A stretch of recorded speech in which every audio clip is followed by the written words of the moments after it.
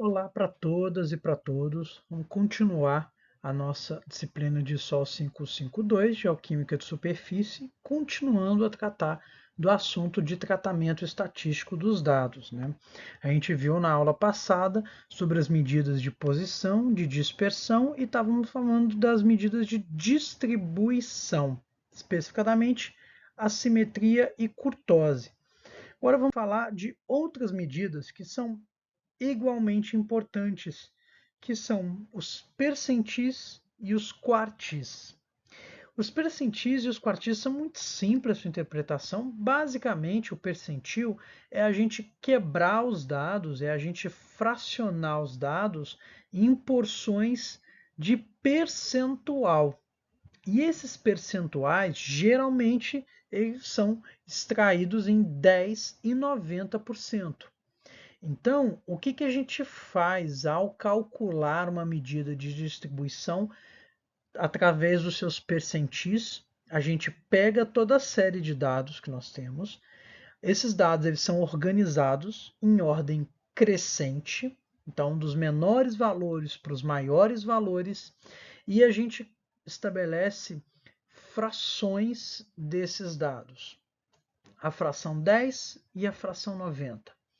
O percentil 10, ele equivale, ele é igual a um valor que representa os 10% valores mais baixos, né? Então, se eu escalono em ordem crescente, o percentil 10, ele vai ser o maior valor dentro daqueles 10% mais baixos do meu universo ou da minha população, ok? E o percentil 90, ele já está relacionado com os valores mais altos. Ou seja, se eu estabeleço o percentil 90, é como se eu estivesse calculando ou representando os 10% valores mais altos que eu tenho. Mas o percentil 90, ele representa o valor mais baixo dentro dos 10% mais altos. Entende?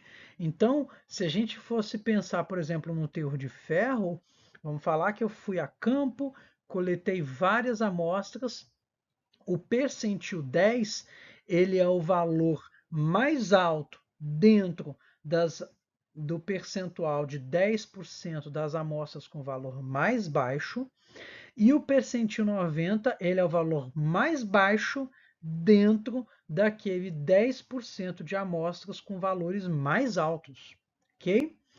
Esses percentis, junto com os quartis, são fundamentais para a gente entender e identificar um pouco melhor sobre os nossos dados, ok? Os quartis, eles seguem a mesma orientação dos percentis. A gente vai fracionar os dados em grupos diferentes, ordenados em ordem crescente, porém os quartis eles vão ser separados em grandes zonas, né? Geralmente a gente separa nos intervalos de 25%, 50% e 75%. Então, quando eu defino o quartil 25, ele vai me identificar o valor mais alto dentro dos 25% de amostras mais baixas, com teores mais baixos.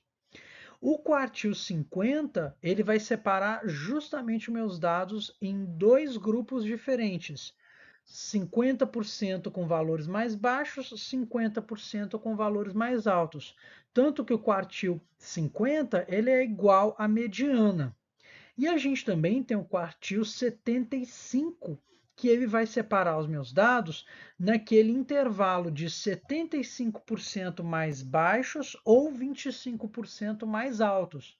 E o quartil 75, ele é justamente o valor mais baixo dentro daquele 25% de amostras com valores mais altos. Os percentis e os quartis, quando estabelecidos, junto com os valores máximos e mínimos, me permitem construir um gráfico que é de fundamental importância para a gente, que é o que a gente chama de Whisker Box Plot. que é esse gráfico que a gente está vendo aqui. Geralmente em português a gente só chama ele de box plot, ok? Esse gráfico ele é construído da seguinte forma: a gente vai colocar aqui, ó, nos extremos os valores mínimos e máximos, estão vendo? E aí eu estabeleço aqui um corte maior, onde eu crio um polígono, e esse polígono ele tem como seus limites o meu quartil inferior, ou seja, o quartil 25. Eu tenho aqui no meio dele a minha mediana, ou quartil 50, e como topo o seu quartil superior, ou quartil 75. E eu espero que boa parte das amostras que eu coletei estejam inseridas dentro desse polígono, ou seja, elas estejam entre o quartil 25 e o quartil 75, ou seja, eu espero que boa parte das minhas amostras elas estejam próximas da minha mediana. E eu tenho poucas amostras aqui entre o quartil inferior e o mínimo e o quartil superior e o máximo. Quando a gente acrescenta ainda aqui, eventualmente, os nossos cálculos para representar também os percentis, a gente consegue fazer identificações ainda mais claras. Nesse gráfico aqui, por exemplo, a gente usou como o ponto máximo e mínimo do gráfico, não os valores máximos e mínimos, mas o valor que a gente chama de extremo superior e o valor de extremo inferior. O que é isso? É o percentil 90 e o percentil 10. Então, se agora eu construo um box plot onde eu apresento aqui o percentil 10, o quartil 25, o quartil 50, o quartil 75, o percentil 90, eu consigo entender muito bem a distribuição dos meus dados. E comumente na literatura existe uma tradição de denominar aquelas amostras que eventualmente estão abaixo do percentil 10 ou que estão acima do percentil 90 como outliers, como valores extremos, negativos ou positivos. Então a gente pode identificar amostras que têm valores muito fora do padrão, que estão muito acima ou que estão muito abaixo da maioria das nossas amostras, através dessas medidas de distribuição. Esses outliers, eles são muito importantes porque eles podem indicar áreas específicas de colonização, de ocupação humana, ou áreas de um enriquecimento mineral que pode indicar algum tipo de ação humana específica em comparação com o background, em comparação com a vizinhança dos meus dados. Então, eles servem para identificar justamente aquelas áreas que eventualmente têm ação, colonização humana. E se eu coletei várias áreas que comumente ou que visivelmente já têm ação humana, elas vão me mostrar aquelas áreas onde essa ocupação humana era mais intensa ou se deu por um tempo mais prolongado, ou eventualmente até usos diferenciados. Por isso que é uma medida extremamente interessante para a gente. Outras medidas que também são muito importantes são as medidas de correlação. As medidas de correlação elas vão servir para a gente associar variáveis diferentes e tentar entender ou interpretar associações que podem existir no campo, tá? As medidas de correlação mais comumente calculadas são o índice de correlação de Pearson e o índice de correlação de Spearman, que são simplesmente dois cientistas diferentes que estabeleceram essas medidas. O coeficiente de correlação de Pearson ele é uma medida muito interessante porque ele varia de -1 até +1. E aí a gente consegue fazer a interpretação dos dados a partir dessa escala. Essa é uma medida estritamente relacionada para variáveis que vão ter um comportamento linear, que é o que a gente vai ver um pouquinho mais à frente. E esse coeficiente ele vai ser interpretado muito facilmente. Valores de correlação que estão próximos de zero não mostram eventos ou fenômenos correlacionados.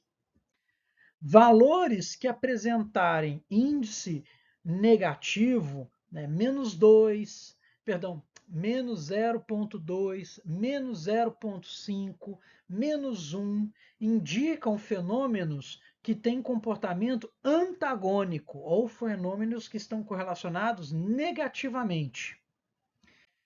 E valores de coeficiente de correlação de Pearson positivos, por exemplo, 0,2, 0,6, 0,8, 1 positivo, indicam fenômenos que são simultâneos, que estão correlacionados positivamente. E aí a gente pode ainda escalonar essas correlações de acordo com proporcionalidades, perdão, com intensidades diferentes, tá?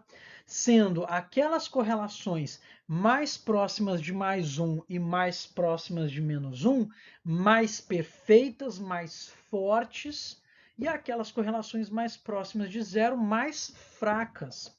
Correlações próximas de zero indicam fenômenos que não têm uma associação tão clara. E correlações que estão próximas de +1 e -1 indicam correlações mais estreitas, mais fortes. A gente só tem que tomar cuidado é que nada disso aqui está falando de proporcionalidade. Então a gente não fala que um evento é correlacionado proporcionalmente a outro. Não. Ele é correlacionado positivamente ou negativamente. Não quer dizer que necessariamente é proporcional. E aqui eu coloco um exemplo, né? Vamos imaginar que tem uma área de estudo que eu coletei várias amostras e as amostras estão representando aqui o teor de ferro e a profundidade do solo. E aí eu vejo que solos mais profundos têm uma maior quantidade de ferro. Então aumenta a profundidade, também aumenta o teor de ferro. Nesse caso, a gente vai encontrar correlações positivas. Correlações, nesse caso aqui, lineares. Eu consigo traçar uma linha reta e ela mostra uma relação direta, onde eu aumento o valor de uma variável e eu também aumento outra variável. Eu posso ter aqui um outro, por exemplo, a altura média das árvores e o mesmo teor de ferro. E aí, na medida que eu diminuo o tamanho das árvores, aumenta a quantidade de ferro. Nesse caso, eu tenho uma correlação linear inversa, com valores negativos. E eu posso ter variáveis que não necessariamente estão correlacionadas, né? Aqui eu dei um exemplo completamente fora da caixinha. A gente pensar, por exemplo, no número de casos de dengue e numa cidade e o PIB per capita por essa cidade, né? Mostrando que não necessariamente a gente vai ter sempre correlação entre dois fenômenos. E aí, nesse caso, a gente tem até um valor negativo, mas é um valor aqui muito próximo de zero, mostrando que a gente não tem correlação entre esses dois fenômenos. Quer dizer que uma variável não influencia na outra variável. Essas correlações elas são muito interessantes porque elas geralmente nos trazem muita informação, porém, contudo, todavia, a gente tem que tomar muito cuidado, porque não necessariamente existe uma relação de causa e efeito. E eu gosto muito de mostrar esse gráfico, né? Por exemplo, aqui é um gráfico que mostra duas curvas ao longo do tempo. Uma curva mostrando o gasto de tempo nos Estados Unidos com, perdão, gasto de dinheiro nos Estados Unidos com ciência, tecnologia e coisas relacionadas à ciência espacial. E aqui a mesma coisa com relação ao número de casos de estrangulamento e sufocamento. Olha só, e as duas têm uma correlação perfeita praticamente, né, de 0,99. Então parece que quanto mais os Estados Unidos investem em ciência, mais as pessoas estão tendo sufocamento. Peraí, não tem muito relação isso, né?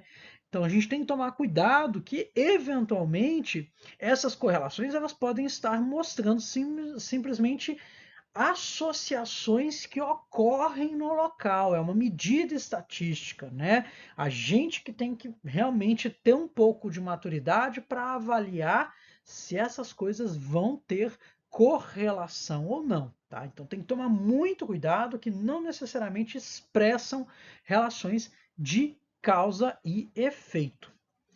Vou encerrar por aqui hoje e aí na aula da semana que vem a gente vai falar de alguns processos estatísticos para fazer análise de agrupamento e na aula seguinte a gente finaliza o nosso conteúdo abordando sobre a classificação de solos associados com a atividade humana, ok? Um abraço, pessoal, até mais.